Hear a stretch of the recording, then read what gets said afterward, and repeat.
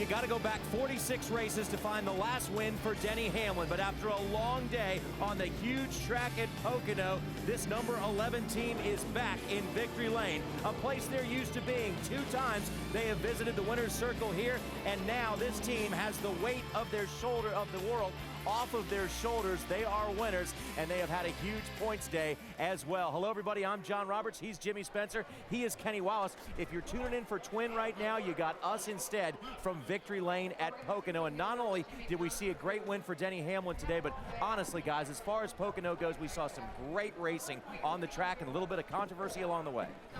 One of the greatest races I've ever seen at Pocono, without a doubt, the whole day. The double file restart shootout style, what caused, but I got to bring this up.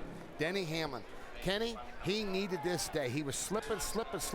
Even though he was 6th in the points or 5th in the points, wherever it was, he was not secure. Last week at Indy, Denny Hamlin, you know, he's trying to come back. He's trying to get it. And all of a sudden, it doesn't turn out the way he wants. Finally, the gear shifter stays on the transmission. He makes it past 1 lap here finally at Pocono. My point is, he has had so many frustrations. Remember the last race here at Pocono? Yeah. He did not make it to turn 1. Fuel problem. Right.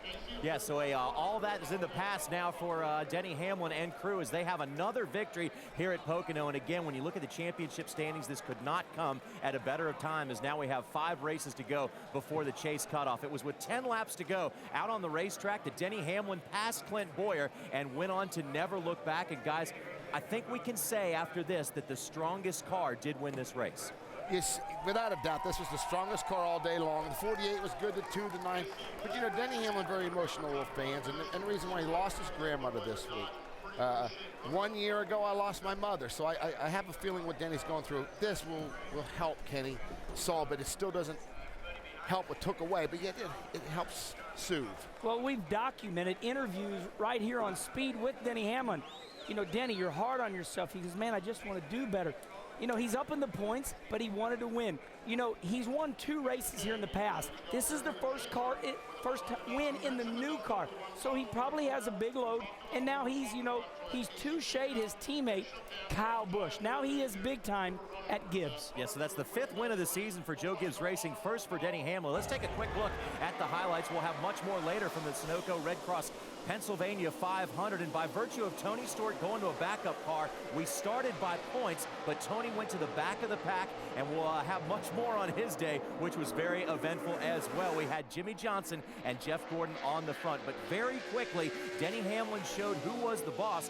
As a matter of fact, coming into this race, Denny Hamlin said on many occasions, we are coming here to win. But watch the troubles for 2nd in points. Jimmy Johnson, they have to go under the hood early in the race. He lost a lot of power on that number 48 Chevrolet, but the crew very calmly went to work, got Jimmy back out there, and he rebounded for a fantastic day. We got a lot more on that for Jimmy Johnson. But now as we see all the cars bunched up all over this racetrack, shootout style, because everybody has something to prove here. We see Clint Boyer is in the lead, but here comes Denny Hamlin as Juan Pablo Montoya goes up the track. That was all Denny needed. He took the lead with 10 laps to go and never looked back as Denny Hamlin takes it away from Clint Boyer and was simply not to be denied today. His 3rd win on this big triangle. He swept back in 2006, but most significantly now as we get closer and closer for the chase for the championship cutoff, Denny Hamlin is back in victory lane, and also he's going to have 10 bonus points if he is fortunate enough to make the chase. I can tell you this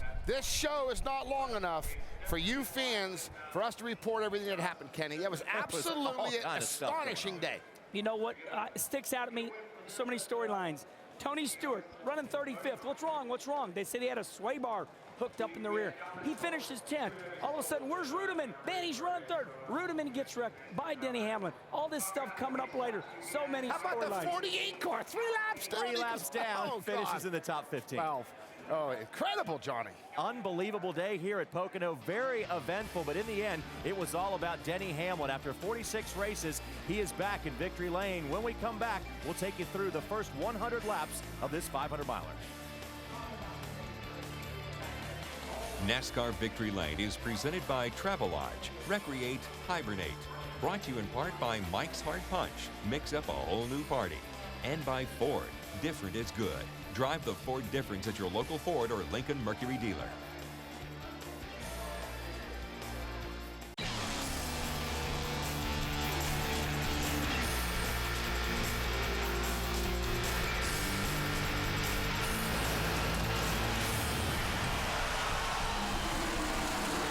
Welcome back, everyone, to Long Pond, Pennsylvania. The only winner on Sunday was the Pennsylvania rain as it washed out the first attempt at this race, but we came back today, and that's why we are sitting here on a Monday afternoon, and Denny Hamlin was the guy on this Monday as he climbs the steps to the winner's circle as he's going to get ready to hoist this trophy and celebrate a huge win for the number 11. This was the 21st race of the season, and that means as we started this day, there were only 6 races to go before the cutoff for the chase for the Sprint Cup. We had 2 Hendrick Motorsports teammates on the front row because Tony Stewart went to the back of the pack. Washed out qualifying, put the 12 championship contenders in the front of the pack. And here goes Jimmy Johnson. Looked like it was going to be another one of Jimmy Johnson's kind of days. Yeah, and Saturday afternoon, everybody was in the garage here talking how strong this 48 car was.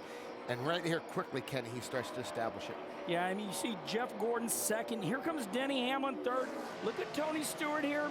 He's coming through the pack, and we're thinking, what's going on with Tony Stewart now? You know, is he going to gain enough? But we just don't know yet. Little bumping and banging going on as they're just, this is a very big track. There certainly isn't much real estate to deal with. Marcus Ambrose brushes the wall, and you know what? Marcus had a great run here last year. Last time we raced here, it wouldn't be that good this year. And we're thinking at this point, you know, Michael Waltrip Racing is really strong. You know, I mean, we got Marcus, we got Ruderman, all these guys up in the top 10. Good.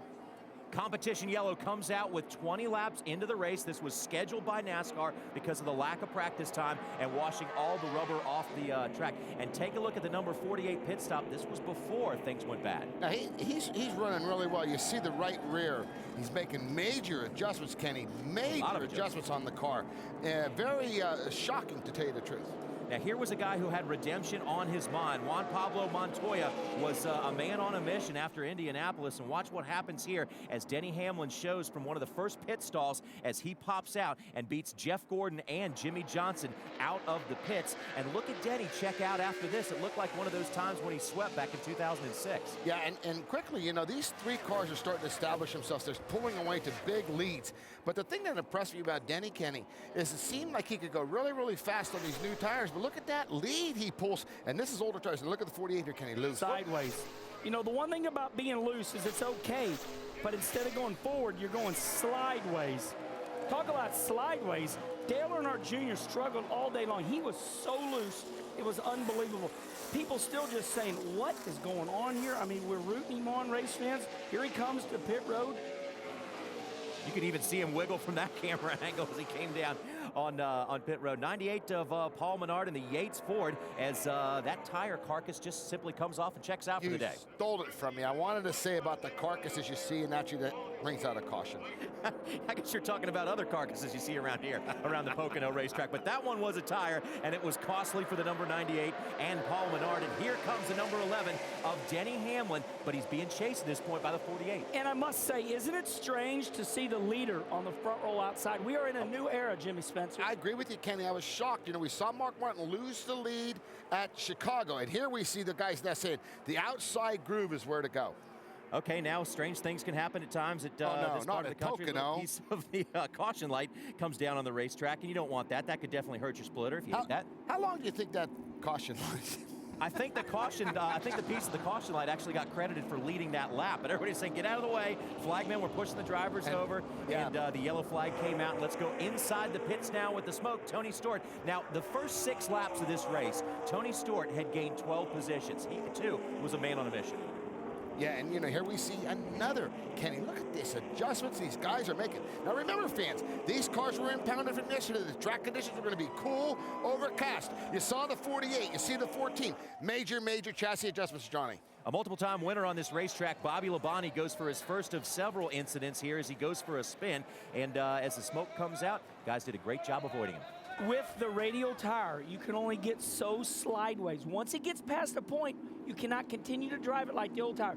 Once you're just past a little point, you're in for the ride. All the leaders to pit road right now, and we see some of the best in the business, the Overwall crew members, going to work. And take a look at your spot shadow as we see who stayed out. Tony Stewart, the number 14, elected not to pit, part of the strategy. And what's interesting to me, fans, here, I bragged on his crew chief, Darian Grubb, but I will say this, that very impressive. This team is quickly becoming, to me, one of the strongest teams in the sport. Yeah, they're leading the points. They're having a lot of luck. But you know what? It's the leadership of Darian Grubb. Here, gutsy move. But you know what? A gutsy move won in the race last time. We'll see what happens today.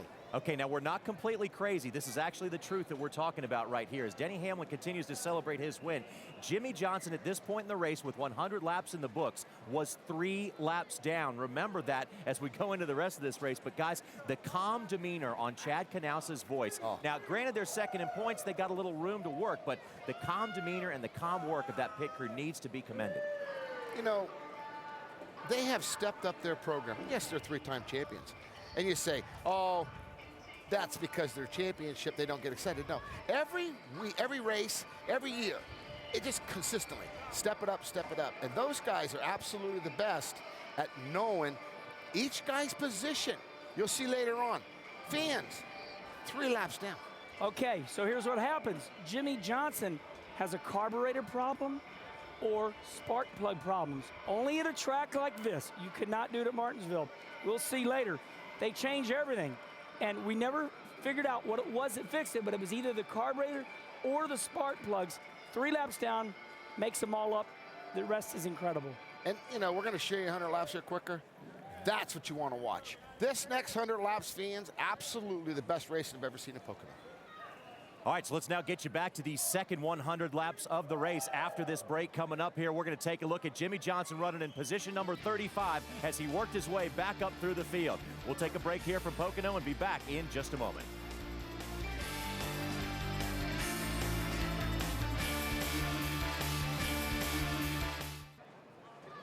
Don't miss Big Block Thursday on Speed. At 8, it's Pinks All Out as they make drag racing history at Charlotte Z-Max Dragway. Then at 9, get jacked as suspects on the run lead the Wolfpack on a dangerous foot chase. Then catch an all-new Wrecked at 10. Big Block Thursday beginning at 8 Eastern, only on Speed. As you see the grandstands emptying out here at Pocono. Gotta say, this race fans up here in Pocono came back in droves today as they got the chance to see Denny Hamlin win. And also now he's spraying some victory champagne. And guys, is he within firing range of us? Unfortunately, if he does, we have our umbrellas All right, get ready. the umbrellas ready, because we're right now going to take a look at the next 100 laps. And I don't think he's looking at us. I think we're pretty safe. That's very lame champagne. That's Pocono. Yeah, it must not have been it must not have been too fizzed up, as Marcus Ambrose likes to say. Let's go back for the second 100 laps here as they take us to the end of this race, to the checkered flag. The number 9 of Casey Kane has won at this track before. Now he is out in the lead, but we must remember once again and remind you that the number 48 right now runs P35 3 laps down,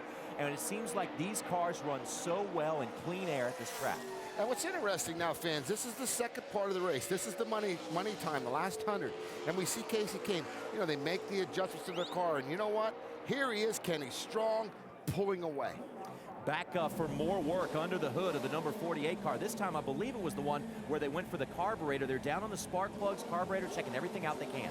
Well, right now, they don't know what is wrong. So they're spraying everything on each header to see if the header is hot. So do we have a cylinder down?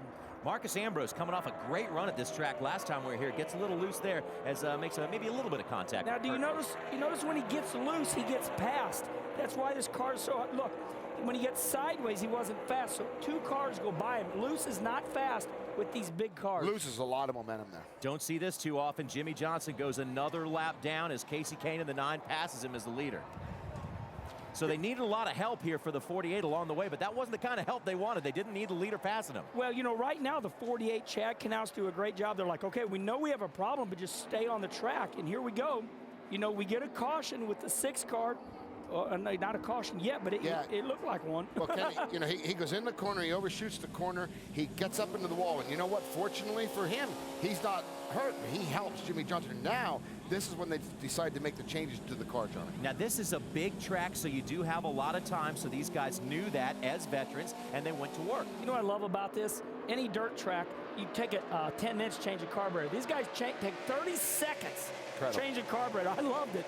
They are just good, and good wins championships. Who's that guy out front, Johnny? Mark, the Kid Martin from Batesville, Arkansas, as he takes the lead. Hold on, isn't he too old? He's almost 51. Yeah, he's too old. He's driving the whole time with his left turn signal on. And you know, what? Not really. what we're seeing here, though, fans, a lot of decision-making by these crew members. 2 tires, 4 tires, no tires, a lot of things. But here's trouble right over here in the tunnel turn. This, fans, I want to talk about the 7 car. It looks like a spin by itself, the 12 car into him. Listen to what Robbie Gordon here says. 12 is getting wrecked, okay? I don't care if NASCAR can park me or whatever, but he's getting wrecked. 2 times, he wrecked me in 1, and he wrecked me in 3. Now, you know, Good idea, let me Robbie. tell you something. Have I been accused of helping people other times? Yes, I don't tell people. Robbie Gordon, don't tell people. Look at what he does. Now, He's give trying. Robbie Gordon, Johnny, credit here. He says, listen, Strummy, I didn't like what you did. He bumps him once or twice, and then he goes on. All right, Strummy says, you know what, you dummy, you? I'm not done with you yet. I'm going to teach you a lesson. Well, you know what? Watch this, fans. Bam! Yeah. He spins him out. You know what? I believe, personally, I'd park it. I'd park him. But can I say this? Can I say this? They were parked. Watch. They are parked. There we go. 5 Now we're laps for talking. each of them. 5 laps for each driver by NASCAR. David Stremme for aggressive driving. They said what happened. We didn't see it on camera, Now- I don't Yeah, believe. But Robbie. what happened was Robbie did something under caution. But can I say this? What they did is they penalized their teams. What you want to do is you want to go on the RV lot after the race. Leave the air out of their tires. And you want to punch each other out. Now Stremme lost his 20th Children, place. don't listen to these two. I mean, you don't want to give up a 20th place finish. Now they're down 5 laps and the whole day's over. What do you think Penske and Gordon are thinking now? Well, they Penske- finished 32nd and 35th. Yeah, but Penske's proud of his other driver, Kurt Busch. Kurt Busch, the guy that led the most laps ever, 175 to go on to win. He takes the lead, and he starts to pull away. Now, here's what we are talking about. With 35 laps to go, the number 42 using a little road course strategy as they pit, and they were very confident in this. It would pay off. But what you got to look at when we get back out on the racetrack, guys, is how much is going on this track. We have dicing and fighting and 4 wide, 3 wide, everybody fighting for position. Now look at From this, the fans, back to 3 the- wide. Denny Hamlin, watch this. Oops. Bam, he spins the 0-0. Guess what? Michael Waltrip loses 2 cars there. I think NASCAR really needed to look at that situation. They obviously did. They didn't do nothing. But for me personally, this probably took the 0-0 out of the top 12. And my point is NASCAR, I think that when you take Stremme and you take Gordon, and you give him a 5-lap penalty, I truthfully believe, and I'm looking forward to asking Denny what happened, but I think NASCAR should have done something over this. The 33 of Clint Boyer is in the lead right now, and boy, does Richard Childress Racing sorely need a win at this time of the season, as does Clint Boyer. You got to go back some 46 races for him for the last time that he won. And Kenny, this is the thing I'm talking about here. Look at these restarts, 2, 3, 4 wide racing. I mean, this is what it's all about. The fans have got what they want. We've got double file restarts, and we've got, race for the chase. Now watch this. Oh, gosh. Look at Bobby Labonte. Bobby, this was the hardest hit he's taken in a long time. Thank God for the softballs. Everybody, silhouette at the same time, bangs into the wall. Wait, Michael Waltrip. Yeah, Michael Waltrip involved. Here it is, Norton as fans. well. The 6th car, the UPS car, evidently needs a pair of glasses. Because he didn't, he just drives in the back of Bobby Labonte for no reason.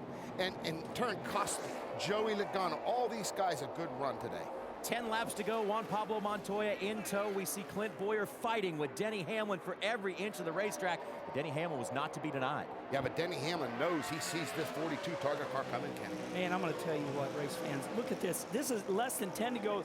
3 bumper to bumper. Now look, here comes Juan Pablo to the checkered flag. So this is the checkered flag winner, Denny Hamlin, and Juan Pablo solidifies himself in the top 12 in the points. This is Denny Hamlin's 5th career win, 3rd at this racetrack, and he is very exhausted, obviously, after that day. Let's take a look at the results, and congratulations to Juan Pablo Montoya. Bounces back from disappointment to come back to finish P2. Juan Pablo Montoya has been very consistent. He is doing great. Well, I believe Juan Pablo, if his crew works on it last week, he wins the Brickyard. But anyway, Clint Boyer, they needed this run. Sam Hornish, yes. Casey Kane needs this run. But you know what, fans? Look at this. Mark Martin, top 10 finish, loses the place in the points. Tony Stewart from last to 10th, not bad at all. Kenseth Harvick had a good run, and Jimmy Johnson to go 3 laps down and finish 13. Hats off. And here's the Biff after a second place or third place finish at the Brickyard. He finishes 16th. Now we get down to where some cars had some trouble. David Reagan, Scott Speed, all involved in somewhat of a melee. We saw Paul Menard in the Yates Ford lose that tire, and Dale Earnhardt Jr. only in the top 30. Again, but you know what? something's going to happen with this 07 car. I believe there will be a change down the road. This team is not working out. All right, Michael Waltrip in the 55, not indicative of where he ran for part of the day. 31st, Stremme, Robbie Gordon, 32nd, 33rd. And on back in the field, we got Gilliland, Tony Raines, and Mike Wallace. Let's take a look at the points now. And here's where it really gets interesting. We have 21 of the 36 races down. That means we have 5 to go for the championship chase. And Kenny Wallace, if I'm not mistaken, you can count that on one hand. I'm going to tell you what, you know me, I know these guys are up front and they're heroes, but it's all about these guys down here. 12th spot, look at the biff. But you know what? Fans make fun of Juan Pablo.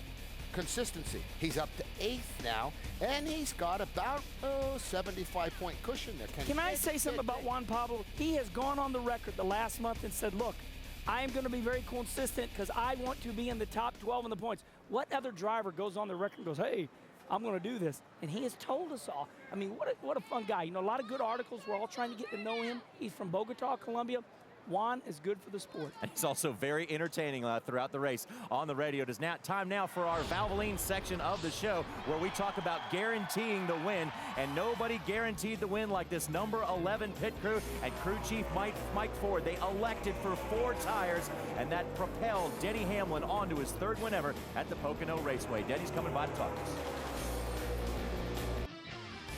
Welcome back to Pocono Raceway, everyone, and this is a great racetrack for Denny Hamlin. Back in 2006, he swept the season races, but he also did it from the pole, and now when this team needed a win at the worst time, Denny Hamlin went out there clearly with the fastest car. Clearly a great job today, and Denny, we're very sorry to hear about your grandmother. I know this is a very emotional week for you, but what a better way to follow it up than with a win for you and your team. Yeah, it's a big win for us. You know, not only for the timing of how long it's been since our last win, and you know how many races we've let slip away with a couple to go, but you know this is what we should have proved. You know, this is what we didn't get to show here about a month ago because the first lap had a mechanical issue. Last week, you know, I don't think anyone had any idea how fast we were because on the first run we broke again, but we were going to be really good there. So you know, you know, we had a couple extra passengers today with my grandmother and my tire guy Patrick Mullen. His mother passed away, you know, last week. So it was emotional, and at times I wasn't myself out there on the racetrack, and obviously that's what happened when I got in the 00. I was just so impatient trying to get to the front that I just was trying to do everything I could to win a race. You know, Denny, you were one of the guys high up in the points, no wins, some 40-some races. How nervous were you when, as fast as you've been, and you said it last time here at Pocono, Indianapolis, so many places, and just into the garage area with the failures? How nervous were you guys saying, listen, what are we doing wrong? I knew performance wasn't going to keep us out of the chase. It was going to be, you know, mechanical failures, and you know, reliability is number one, you know, thing that we work on at Joe Gibbs Racing, and you know, it doesn't always work out. You know, it seems like our team always finds the one crazy thing that can go wrong. It seems like we find it, but our whole FedEx team, we had an awesome race car today, and then we were going to let it slip away with 50 to go. We put 2 tires on, and I was going backwards. That was terrible. And, you know, next thing you know, we put 4 back on it, and 14th place with about 30 to go, and here we come. Denny, I know how mentally exhausting this whole year has been for you. I mean, I'm looking at you right now. I can just see. Tell me what you've been through the last 6 months. I can tell it. Well, I mean, you know, I went into this year saying I was sick of being the guy that, you know, was dominating and then couldn't finish. And I felt it again today. I said, with 50 to go, I felt like, damn it, I'm going to be that guy again. Why? I don't understand why. How come, you know, you can't finish the deal? And, you know, it's just our car did not like the 2 tires when we put them on. And when we started sliding back to about 8th, and I said, we got to put 4 tires on. And, you know, we just, things worked out. I drove aggressively at times to get back to the front, and other times I just, I don't know how the car did the things that it did, but we made the pass and made the win. How concerned were you with the 42 right there? Well, we had gotten around him. I think him and the 9 got into each other, but I felt like we had better tires than those guys, and I felt like, you know, once I could get out front, I could just coast. There was no pressure once I got out front. We could just run. I just want to say how happy I am for you. I know what it's like to be in this sport, me and Spence too, and how much pressure you've put on yourself. Congratulations, I'm happy for you. Yeah, it's my greatest day so far. It really is. Is it really? Today is. It just, you know, with the expectations and the pressure everyone puts on us to win races, and how much I put on myself, and you know, to finally get the job done and drive back up to the front, not just go out there and you know, lead every lap. Here's what I have to say. Yay! I got a question now. You know, let's face it, Denny. Last year, what a phenomenal year for Gibbs Racing. This year, man, you know, into dumps. How do you guys keep your emotion? How did you just come week in and week out saying, okay, we're going to do good, and then you get flabbergasted again? Well, you know, I feel like I've been in the sport long enough to know what it takes to keep guys going. Before, when we'd have those mechanical failures, I'd sit there and I'd say, you know, we suck at this, we're terrible at that, we don't do a good job, you know, but I know everyone's doing everything they can. We feel like week in, week out, we're the next best car to Hendrick each and every week. We really are. And, you know, I agree. We're slowly working our way to where those guys are at, and me and Mike and the whole team, the engineering, you know, the motors, everyone's starting to get a little bit better, and it's because of communication. We're having meetings, we're figuring out what we need to do to get better, and that's the only way we can do this is to get those drivers in there to the race shops and figure out what's wrong. Work today. Yep, well, Denny, obviously everybody did a great job today. Congratulations on the win. Good job, great driving out there, and we wish you all the best as we head into the chase. And also, Bank of America wants to send out a special congratulations to Denny Hamlin for his victory today at Pocono. Congratulations to Denny from NASCAR Banking, only from Bank of America. And when we come back, we'll get the man up here who made all the right calls today. Crew Chief Mike Ford joins us next. Congratulations to driver Denny Hamlin.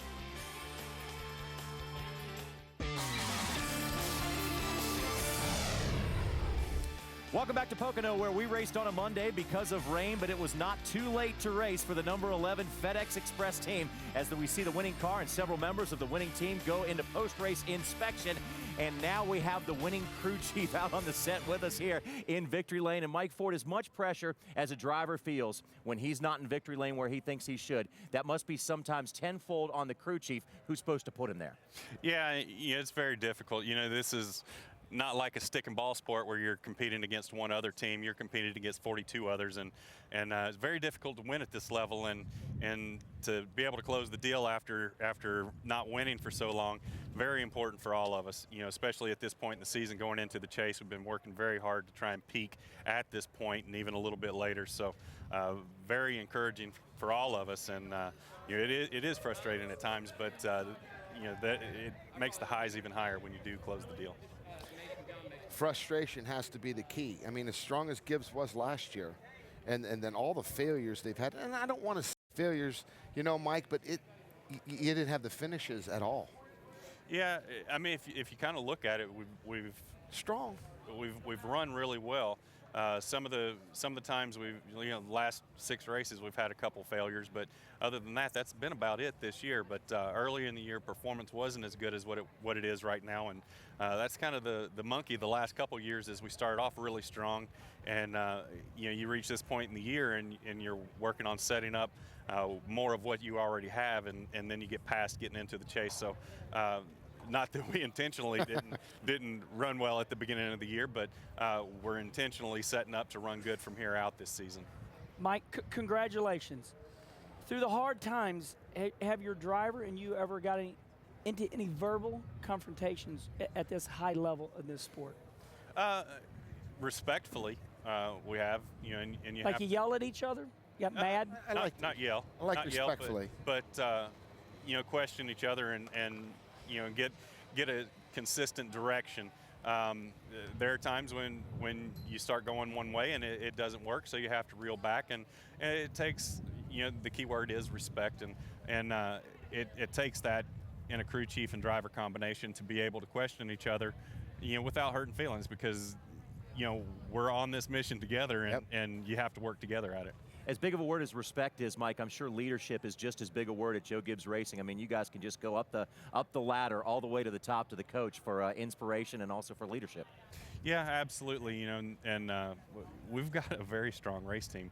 I think it goes underestimated at times, and you know, you get encouragement. You know, like last week, you know, very frustrating for me. That is the biggest race of the year, and to have an issue come up, you know, very devastating, and to get support from each other that you know that you're going to rebound strongly is the key thing, and that's very important at this level, because if you dwell on things, then odds are you're not going to compete. You know, Mike, the question I have is that, yeah, we're over this part of the season now. We're down to 5 to go. What are you going to focus on? This here, I think, secures you guys a shot at the chase. I think you were on the line, like with the failure last week at Indy, like, uh-oh, I'm in trouble here. Now I think it solidifies the chase. Now what do you focus on as a team going into New Hampshire? You know, personally, I don't look at points. Okay. I look at how you run and what your issues are. And I say not look at points, but that's not an objective. Yeah. You know, you want to perform. And we left Loudon there a few weeks ago, and quite frankly, kind of disappointed in how we ran. And you know, that Monday morning we came back and set out about a 3-page list of things that we want answers to. And we've been working on Loudon very hard ever since. So, you know, we're not setting up to show up to Loudon and try and put a setup in the car. We're looking to build better race cars. We're going to take a better race car when we go back to Loudon, and probably have a completely different setup. But we feel like we're breaking down every racetrack inside the chase and working on it. And it comes down to build better race cars. You know, it's pretty simple. You know, power, weight, and driver. So.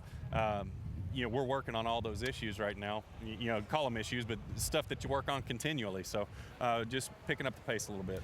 Well, Mike, congratulations and good luck in the chase. All right, Mike, as all goes as planned, you got 10 bonus points when you go into the chase, so congratulations. Way to go here today. Crew Chief Mike Ford, and clearly I think we can say today that the fastest car won this race. Sometimes we can't say that, but the best car today drove into victory lane. We'll be back with much more in a moment.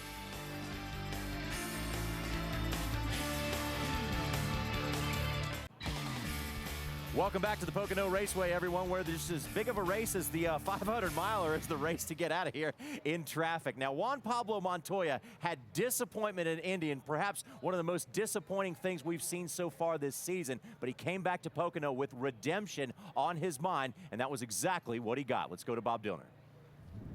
It was a heck of a dogfight at the end of this race, and here was one of the guys that was trying to bite the rest of the competition, Juan Pablo Montoya. Good run for you. First top 5 of the year, not too shabby. No, you know, this is probably my worst racetrack, and I finished 8th and 2nd here. Both races, I can't complain.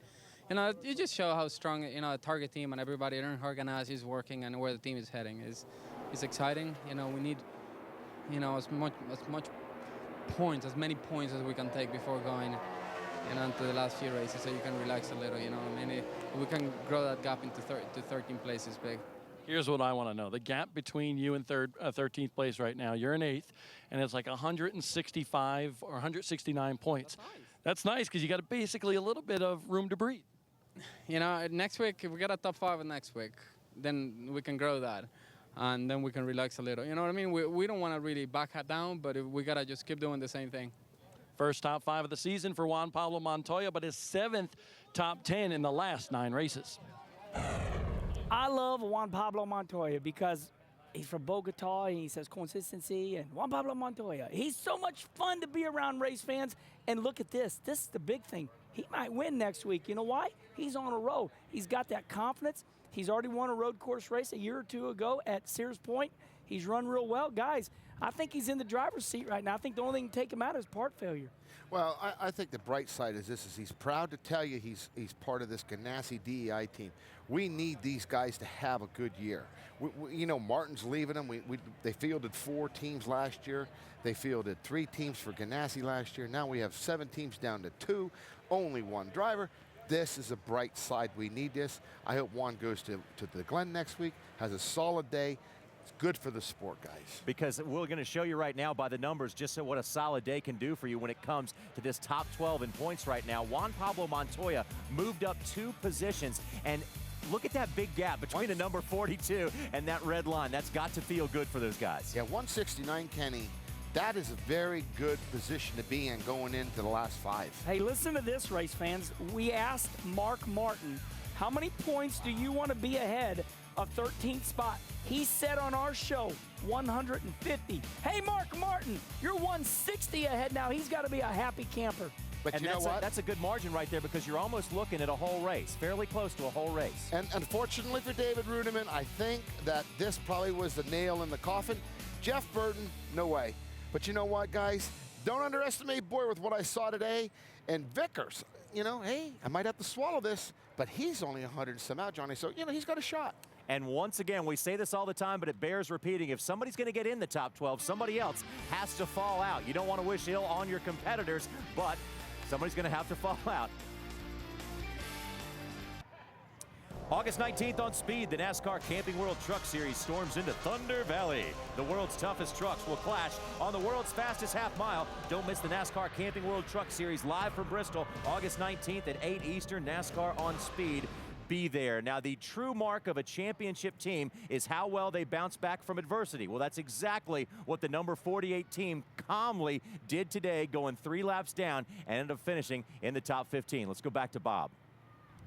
Halfway through this race, this guy here, 35th spot, 3 laps down, and then he winds up finishing 13th. Almost had a top 10 there at the end, battling with your teammate and Kurt Busch. But I think the best word to describe this day, Jimmy, and would you agree with me, is salvaged? Yeah, definitely. We had to overcome a lot of adversity today, and it hurt being down 3 laps. But luckily, it was such a big track where we had time to work on the car, and finally at the end we started changing spark plugs and finally found one that was something was wrong with it, and the car started running. And then we got some cautions, and it kind of came our way. So I felt like we should have finished in the top 10 there. I pounded the wall off of 2 late in the race and bent up the right side of the car, and the car wasn't really handling right after that. But it was fun to go out there and really, you know, come from 25th to 10th or whatever it was in those short few laps. How hard is it to keep your composure throughout this race with everything that you guys went through? Yeah, it's tough. I mean, I think at times we all had to take control and calm each other down. So it just kind of flipped back and forth between Chad or myself. Jimmy Johnson with a good day, with the fact that he salvaged a good finish today, guys. The thing is, fans, is that as you saw in that video, that is not just bam, wham, let's roll here. This is practice. These guys practice. Those motormen, they're not normal pit crew members. That's the motormen. Practice. This team, 3 championships in a row. It's incredible. That way, you know, Kenny, they practiced. No, I'm making fun of Allen Iverson. Watch it's funny. This. Oh, okay. Practice? I know, but look at this, Kenny. But you this know is what I'm practice saying? makes perfect. And this, guys, listen, fans, they're putting spark plugs in a motor that's 220 degrees, 240 degrees of water temperature. Headers are pushing 600-700 degrees. Give these guys credit. And Spence, I think some of the motor competitions that they hold throughout the year, I think that it helps these guys. You know, obviously being precise, building a motor is everything. I mean, within thousands, but here they are, and Spence, you're right. I mean, can you believe they do practice this stuff? I mean, remember years ago, I told you, Jeff Gordon practiced leaving the pits at Martinsville. You know, when you get caught in practice leaving the pits? Yes, they do. They practice changing spark plugs. My brother, Rusty Wallace, broke a spark plug to win the World 600 back years ago. And the next day they went to Rockingham to find out what had happened. So there are practices for things that are just unreasonable you would never dream of. And you're only as good as your plan B, but it seems like Hendrick Motorsports, especially the 48 team, has a plan B, a plan C, a plan D. They have everything in line, because it wasn't too long ago where your backup car was somewhat of a throwaway. Now the backup cars are every bit as good as the primary cars, and also these guys are so highly skilled and trained, and there's so many people to fix a problem. Yeah, and can I just say this? One of the reasons the 48 does rebound so good is because his car is just simply fast. Starts 23rd, passed 8 cars on the first lap. He probably went to the high lane in the dirt, and nobody else would go up there, and he does it, Spence. The big thing that I see with the Hendrick organization, and we heard it earlier in the show with, you know, Denny saying this, that we're that close to him. They are the team to beat. There's no question that Mr. Hendrick has done a fantastic job putting these people in charge. Chad Knaus is one of the best there is. He just does an awesome job of controlling his people, controlling his driver. He does a great job in leadership. And the thing is that if you have a good leader, it just makes the whole team prosper. And the first thing we said during the race is when we were watching it, we said, can you believe how calm Chad Knaus is over the radio? And that calmness translated to the crew, and that fixed him, and like Bobby said, salvaged what could have been a terrible day into a top 15 finish, and that's what championship caliber teams are made of. Be careful, fans. 4 in a row is very possible. Next weekend, NASCAR twists and turns its way to Watkins Glen. Can Casey Kane make all the right turns for a clean sweep of the road courses? As the race to the chase intensifies, coverage begins Friday with NASCAR Live at 11 Eastern.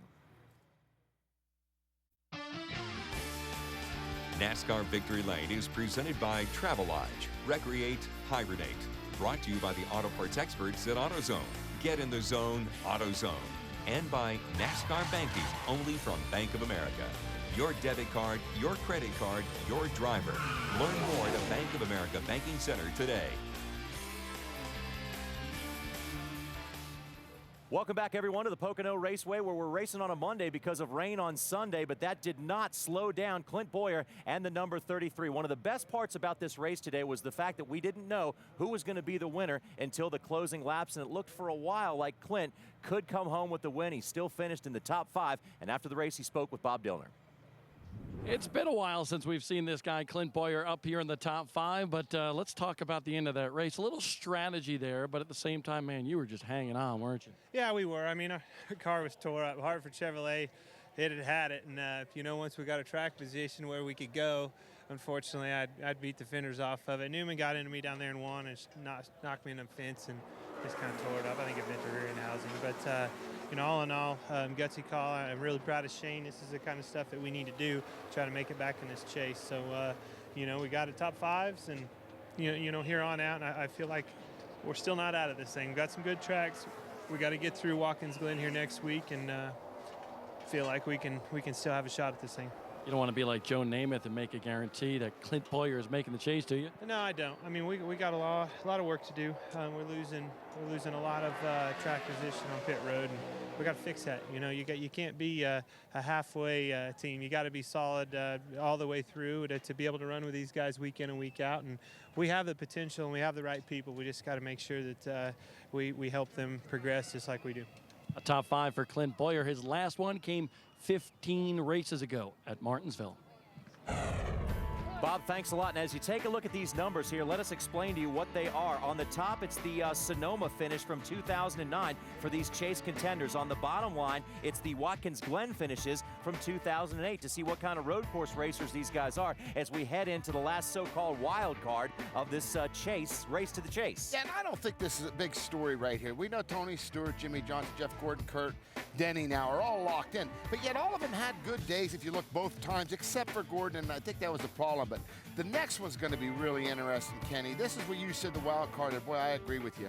Well, I'm going to tell you something. I am completely surprised with Casey Kane, because if you would have told me Casey Kane would have won Sonoma or would do good at Watkins Glen, I would have said no way. But he's proved us wrong.